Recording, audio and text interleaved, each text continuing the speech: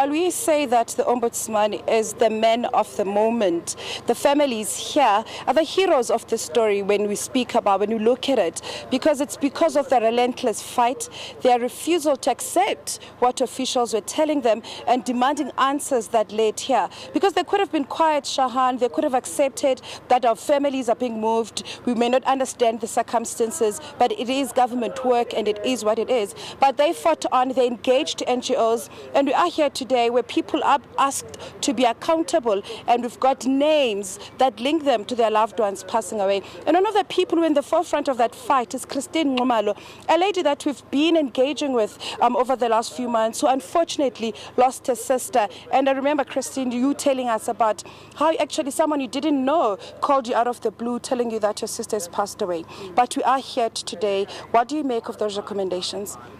Look, I must be honest with you. I'm really happy with the report from the Ombudsman. It's, well, from the briefing, let me rather say, because we still need to go through the report. But it is detail. He didn't leave any stone unturned. To what the Ombudsman had found, what were your first reactions as he was delivering all those findings?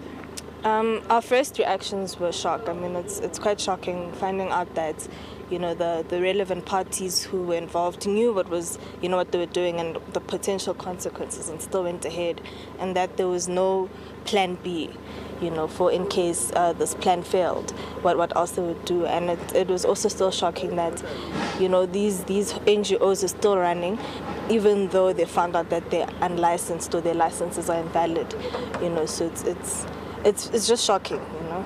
Yeah. And just briefly for our viewers at home to understand, how did you find out when your mother passed away, and how long had she been moved? We found out a day later. We got a call from the hospital, that we didn't even know that she had been moved to a hospital. You know, we thought that she was still at the NGO, and she passed away a few weeks after having been moved from Esidimeni to Takalani. It hadn't even been a month, you know, before she had been moved. 3 weeks. And in that 3 weeks, had you guys seen any changes or anything? Yeah. There had been changes. There'd been, you know, dramatic changes. I mean, we were told by doctors that, you know, with the condition that she had, she'd deteriorate, but it would happen very slowly. But after the move, she deteriorated extremely quickly, you know. So it was something that was quite worrying for us. Yeah. And if you don't mind me asking, what condition was that? She had vascular dementia. Okay. Yeah. And then in terms of what's come out, I know that the families had been saying that the MEC must take responsibility. She's resigned. Does that offer any comfort? No, I mean, for the resignation, it doesn't offer much comfort. I mean, she left the office. Whoever's still in the office, I mean, they need to take over from whatever is left. So we're still waiting for more answers, and we need to see what more action has been taken. So we're still waiting. It's not a case that is been done. Yes, we have the report from the Ombudsman, which it was a good finding because of we would have known about the statistics. All the statistics were 30, 40, but to find out that it's 90 plus, it's shocking. And from there on, we still need to find out more.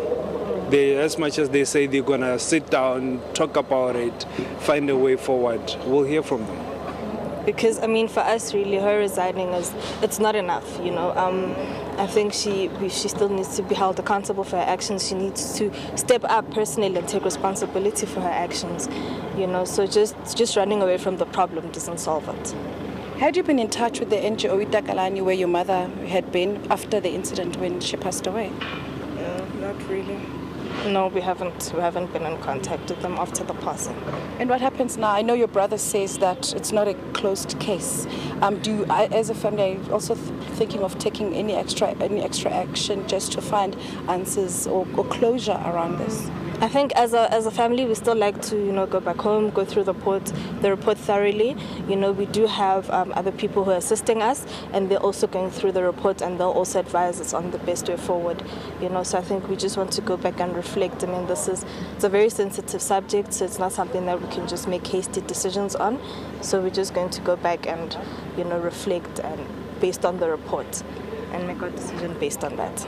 And my last question, what do you miss the most? I'll just ask you guys, what do you miss the most about your mom? And has this process today brought any kind of closure for you? I'll start.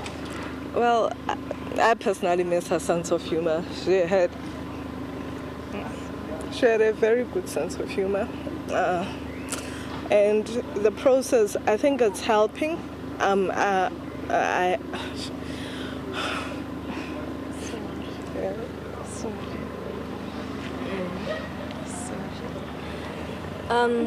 Yeah, I think we have a lot that we miss about our mother. I think everybody who's lost a parent, yeah.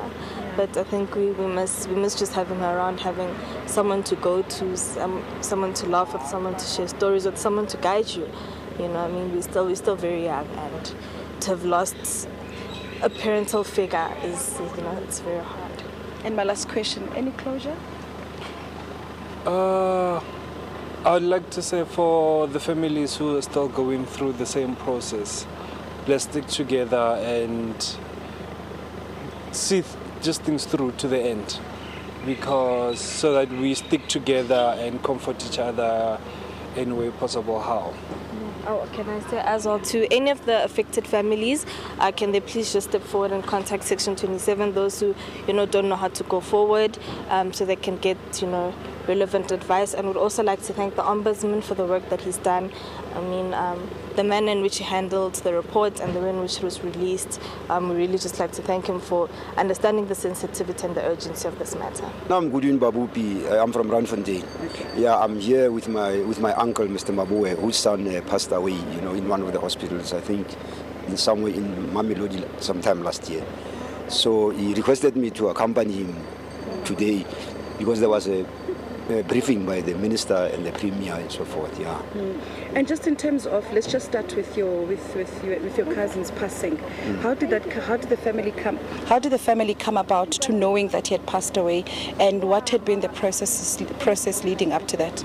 No, I think the uncle went to where this guy was.